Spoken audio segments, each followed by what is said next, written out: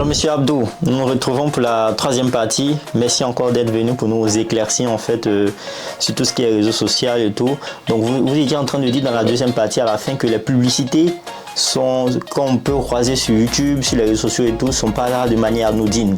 Ça veut dire c'est-à-dire en fonction de ce qu'on regarde, c'est en fonction de ça que les publicités nous sont présentées. C'est ça? Oui. Ok. Maintenant, pour la sixième question, c'est comment je peux me protéger, par exemple, dans le cas de Mac, comment il peut se protéger, comment il peut protéger sa confidentialité sur les réseaux sociaux? Alors, la solution qui paraît tout naturelle, c'est de bien réfléchir d'abord à ce qu'on publie sur les réseaux sociaux. Donc, quand vous êtes conscient du danger qui peut survenir sur les réseaux sociaux, donc le fait de prendre conscience de cela et de réfléchir à ce que vous partagez, c'est la meilleure des protections que vous pouvez avoir. Par contre, vous pouvez aussi décider de faire fuir de cela et de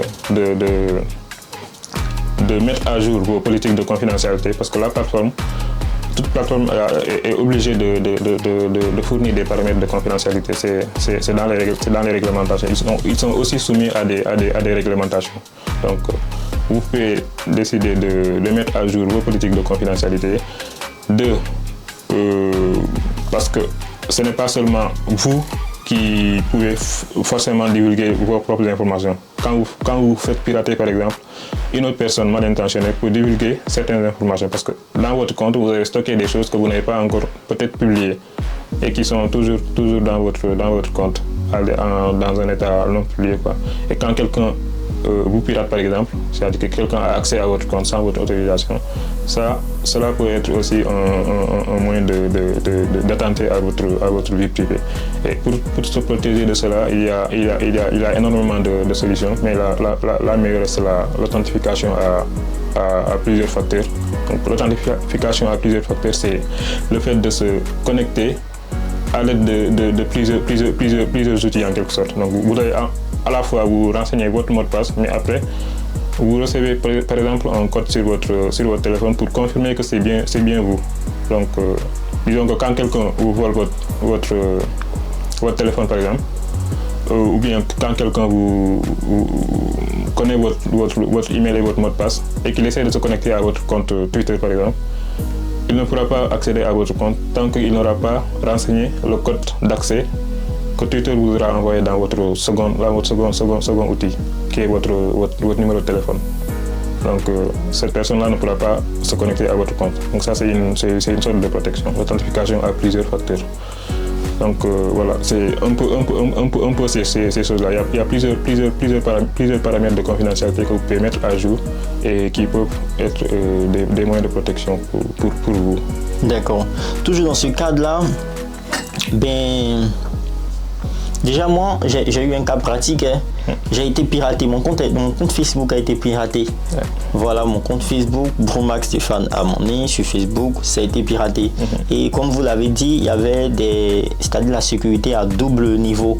Voilà. Mais le souci, c'est que j'avais pas mis mon numéro de téléphone au départ quand je faisais mon compte. Ouais. Donc quand ils envoyaient le pirate, en fait, il a changé le mail, comme vous l'avez dit, et il a essayé de changer le mot de passe. Et j'ai tout fait, j'ai pas réussi à trouver mon compte. Donc actuellement, mon compte sur les réseaux sociaux, sur Facebook particulièrement, c'est pas moi, j'ai été piraté. Ah. Mon image est là, toutes mes informations sont là, mais j'ai plus accès. J'ai tout essayé, mais je peux plus. Ça, c'est bien dommage pour vous. Donc, qu'est-ce que je peux faire? Puisque j'ai pas renseigné dès le départ mon numéro de téléphone. Du coup, quand ils envoient, et ce que le hacker a fait, en fait, lui, il a mis son numéro de téléphone à lui. Vous voyez un peu? Donc, du coup, quand eux, ils envoient le code, ça tombe chez lui. Eh bien, il y a peu de solutions que vous pouvez faire. Il y a peu de solutions qui s'offrent à vous, mais vous pouvez déjà décider de signaler le compte et de demander aux gens qui avaient l'habitude d'interagir avec vous sur votre compte, par exemple, de signaler la personne, parce que vous n'avez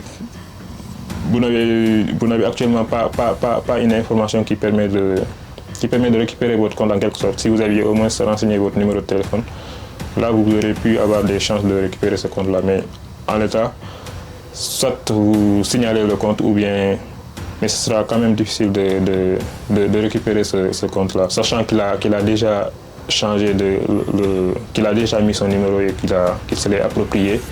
Mais vous pouvez néanmoins demander à vos amis qui vous suivaient quand le compte était encore à vous de signaler ce compte-là, parce qu'il est en train d'utiliser vos informations personnelles et il peut en faire ce que bon lui semble. Il peut décider de divulguer des trucs que vous avez mis dans vos interactions, par exemple sur Messenger qui est connecté à Facebook. Donc il peut décider de les divulguer, il peut décider de divulguer certaines photos que vous aviez mises en privé. Donc la meilleure des solutions dans ce cas, ce serait de le signaler le plus tôt possible et de demander à vos amis de le signaler. D'accord. Donc là, il faudra que je signale le compte pour que Facebook puisse bloquer le compte. Ouais, pour que Facebook puisse intervenir à son niveau et qu'il sache que on est dans un cas de piratage. D'accord. Mais là, en fait, dans ce cas-là, ils m'ont demandé, parce que j'ai fait la procédure, ils m'ont demandé mon passeport, ces genre de choses, j'ai envoyé, mais j'ai toujours pas eu gain de cause. Ça veut dire que quand on crée un compte, il est important alors de mettre le numéro de téléphone, toujours. Oui. Quand vous créez un compte, parce que ce que je disais au départ, c'est que la plateforme en tant que telle, le réseau social en tant que tel, il n'a pas le droit de divulguer cette information. Ça, au niveau du réseau social, en tout cas, il n'a pas le droit de divulguer cette information. Il a le droit de la protéger, en fait. Donc, quand vous inscrivez à une plateforme comme Facebook ou Twitter, quand vous renseignez vos informations, ça, vous pouvez renseigner bien sur vos informations pour pouvoir avoir un peu plus de contrôle sur ce compte-là. Parce que quand vous créez un compte où on ne permet pas de savoir que ce compte-là est à vous, il sera difficile de récupérer ce compte-là une fois qu'il sera piraté. Parce que moi, il faut faire un peu la différence entre donner cette information directement à Facebook et partager cette information sur Facebook. C'est deux cas différents. C'est quoi la différence? Quand vous publiez sur Facebook, là, par défaut, les gens ciblés, si c'est le grand public ou bien si c'est des personnes de votre entourage, ils y ont tous accès. Mais quand vous décidez quand c'est lors de la création de votre compte, par exemple, par défaut, sur certaines plateformes en tout cas, par défaut, les gens n'ont pas accès par exemple à votre date de naissance, à votre numéro de téléphone. Ils n'y ont pas du tout accès. Donc c'est un peu ça la différence. Donc nous avons le droit de partager nos infos, de donner nos infos certaines infos à Facebook ou aux réseaux sociaux, mais pas de les divulguer en publication. Je dirais pas que c'est un droit, mais plutôt que vous voulez utiliser le produit, donc c'est un peu une contrepartie en quelque sorte. Donc il vous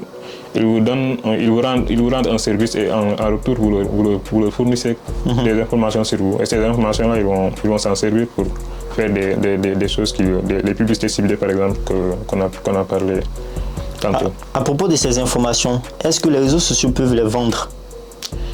Ils ne les vendent pas concrètement, ils ne vendent pas ils ne les vendent pas pas de la manière dont on le pense en tout cas. Ce qui se fait, c'est que en tout cas ce qu'ils vont mettre en valeur, ça ne va pas vous identifier ça ne va pas vous identifier directement. Ils ont l'obligation d'anonymiser ces données-là. Anonymiser une donnée, c'est supprimer certaines colonnes, certaines informations qui pourraient vous identifier. Alors, par exemple, quand dans une table, par exemple, on a les informations de marque sur sa date de naissance, son lieu de résidence, sa photo de profil. Ces informations-là, c'est des informations qui peuvent identifier carrément marque. Donc ces informations-là, ils vont les anonymiser. Soit ils vont mettre des valeurs random, ou bien ils vont carrément supprimer la colonne. Et ne garder par exemple que certaines informations qui ne vont directement pas vous identifier. D'accord.